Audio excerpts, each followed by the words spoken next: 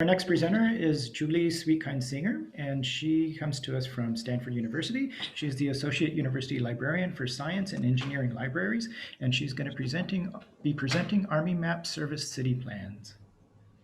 Hi everyone, let me go ahead and share my screen.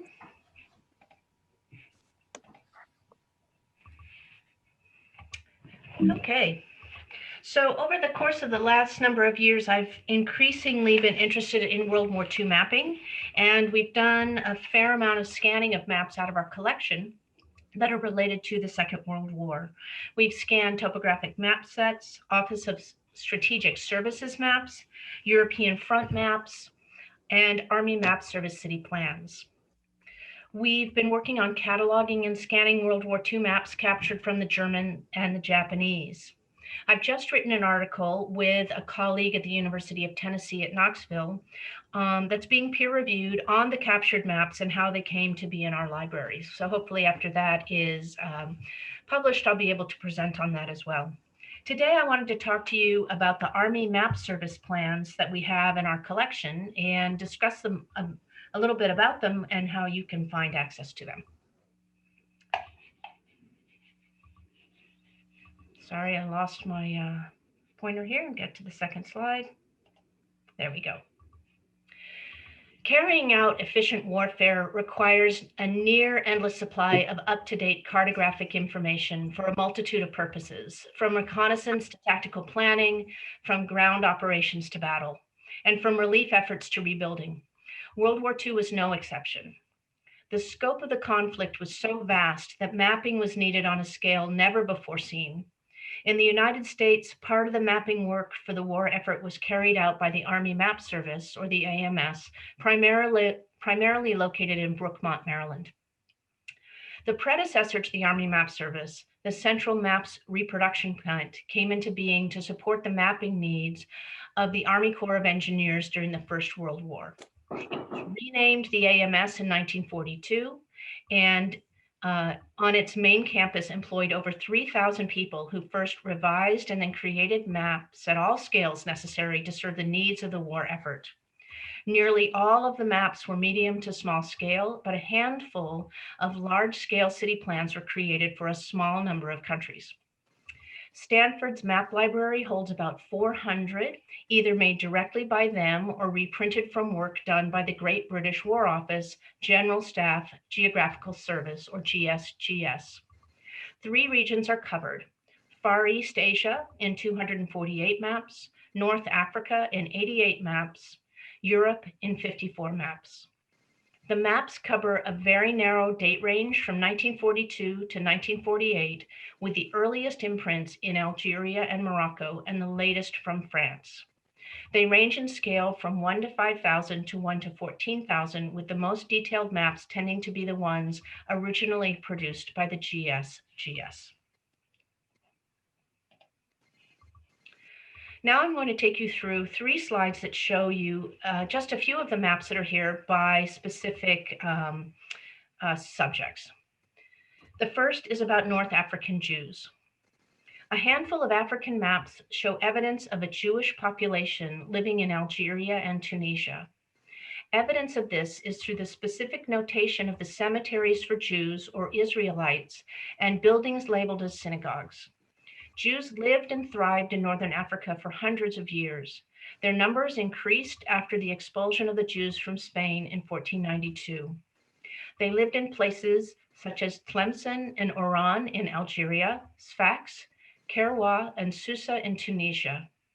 After World War II, the Jews moved again, this time to Israel or to France. The traces of their long history in Northern Africa are mostly gone now, with the cemeteries relocated or covered, their neighborhoods changed, and the synagogues removed. In August 1945, the United States dropped 2 atomic bombs on Japan, the first on Hiroshima and the second on Nagasaki. These bombs killed hundreds of thousands of people, caused massive damage to the cities, and left the 2 cities in ruins with untold suffering by those who survived the horrific attacks. These maps serve as a remembrance to all of those who lost their lives on the day and thereafter due to the bombings. Kokura, which you see on the left, was selected as the second city to be bombed after Hiroshima using a plutonium bomb. In the months prior to the August date, the city was not bombed using conventional weapons, as the United States military wanted to be able to more accurately measure the impact of the bomb. The city was spared due to cloud cover on August 9, 1945. When one reviews the map, it is possible to speculate as to why this place was chosen. The center of the city is dominated by the Kokura Arsenal, which includes production of light tanks, small arms, shell casings, ammunition, receiving casings, and forgings. Ceramic works, paper and rice mills, steel works, barracks, and the railroad terminus surround the arsenal. The data was compiled in 1945 from aerial photography collected by 3 sorties, all dated June 1944, as well as from other sources dating back to 1931. Each year, the citizens of Kokura gather to remember those who lost their lives in Nagasaki due to a twist of fate. On the right side, you see Nagasaki. Nagasaki was bombed using the plutonium bomb on August 9, 1945, resulting in the death of an estimated 100,000 people. Nagasaki is depicted as a port city surrounded by green hills. Shipping played a large role in the life of the city, as can be seen by the size of the dockyards, the dry docks, and the rail yards terminating at the water. Aerial photography was used repeatedly in 1944 and in March of 1945 to compile the most up-to-date information. Compilation methods and the exact sorties are noted. This map was printed in August 1945 and shows no sign of destruction. Mapping in the Philippines was uneven, forcing the Army to look for information from a wide variety of sources. The maps of the Philippines show greater variation in information sources and style than any other in this series of city plans. All are dated 1944, but the actual date of the information on the map varies widely depending upon the underlying source data. On the left, you see the map of Ormoc.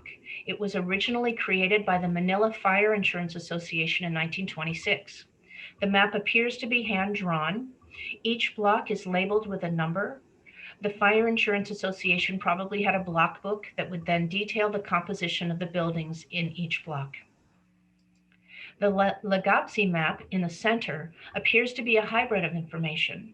The underlying data on the land bears a strong resemblance to the local cartography seen on other maps of the area in terms of its symbology and the depiction of the land. No mention is made of the source of the land data. The water data is copied from the U.S. Coast and Geodetic Survey, chart 4237. Soundings are clearly marked with typeset numbers, and on the land, we see printed information about a landing field and the hospital. On the far right, you see the Malakwisi map design is one that is immediately recognizable to people who are used to looking at AMS map series maps. The colors, layout, symbology, and typography, and the map information all conform to the standard output. The town is situated in the center of the map, surrounded by clearly labeled features: rice fields, palm and coconut trees, bamboo forests, brushwood orchards, and wooded areas.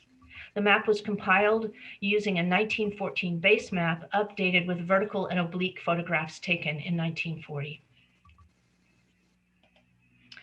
These city plans, along with thousands of other AMS maps, were distributed to libraries after 1945 by the U.S. Army Topographic Command, or TOPCOM, in appreciation for libraries supporting the Army with maps throughout the course of the war. I've created an exhibit of these maps where you can look at and download the images seen here, as well as all of the other maps that are in the series, of which I said there are about 400. They're part of a subset of AMS maps produced during World War II. A number of people helped with this project, including Andrea Olson, Tamara Ravid, Peter Crandall, our digital production group, and Megan Trott. So I'd like to make sure to give my thanks to all of them. Thank you, Julie. That was wonderful. Thank you, Julie. Anybody have any questions for Julie? Julie, hi, this is Ron. So wonderful presentation. At the very outset of the war, what was the state of maps of Asia in particular available to the United States Command? I don't think it was very much, Ron. From what I've read, I can't give you a definitive answer. Someone on the call may know more than me, but what I do know is at the beginning of the war, the Army Map Service was so lacking in maps that they put out a call to individuals, companies, and libraries across the nation and asked that these maps be mailed to Washington so that they can use them. They used a lot of maps out of New York Public Library and the Library of Congress. And the libraries and corporations and individuals really responded very robustly and mailed in their maps. So I don't think the mapping of Asia was very strong. And I think there were a lot of maps missing of Europe as well. One of the reasons that they distributed the maps after the war is because they felt that if there was going to be another war, they wanted to be able to know that the maps had been distributed widely and they could call them back if needed. So they realized that not producing and distributing maps was really a problem in terms of the war effort. Thank you. That's what I thought the status was. Like, great detail. Julie, I presume part of the strength of this collection is that you have a large collection of maps that have a consistent sort of quality and style and standard level of standards. Is that true, or is there a wide variety of Yeah, I think that's true. And it's interesting. It was really interesting to me to look at these city plans because I'm so used to looking at these Army Map Service topographic map sets, and they're so standard. They just all look the same. They have the same look, feel, information. They give a lot of information about where they're pulling their data. But when I started to look at these city plans, I realized that simply wasn't true for these maps. They were especially the Philippines, they were looking for anything they could find just to create these maps. So it was really interesting to me to see early sort of the production of these maps that was work for them to make and understand and try to get the content they needed. As I was reading about these maps of the Philippines, especially on the history of this, there were survey people that were going on the ground and just that the cartographic unit would follow behind them, making the maps as they were actually walking the space and mapping it just to get the content out more quickly, which reminded me a lot of 18th century war mapping as well. It was like, wow, some things haven't changed in this period of time. And of course, this is before you get a lot of the aerial photography. It was coming in the 30s and the 40s, but not always as used as much, I think, in some areas as others. Great, thank you. That's wonderful. Tom, are we ready to? I think we are. I think we are. Let me set them up. You have time for one more quick question? Sure. Hey, Wes. Okay, Julie. Hi, Wes. Would you just comment on, or maybe elaborate on the rarity of the actual printed maps once they were printed? How available are these? Oh, very. I think you'll find them in almost any major university map collection.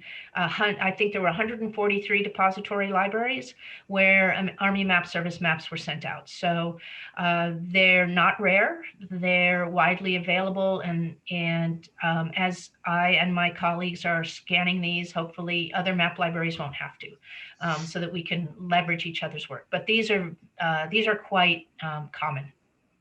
And are they common through distribution to government and libraries, or were they actually sold ever to the public?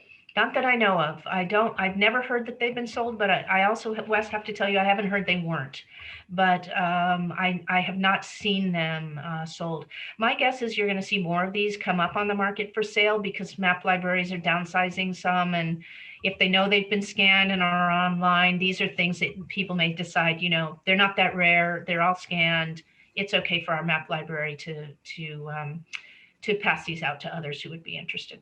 So I wouldn't be surprised as interest in World War II mapping increases that you see more of this content coming up for sale.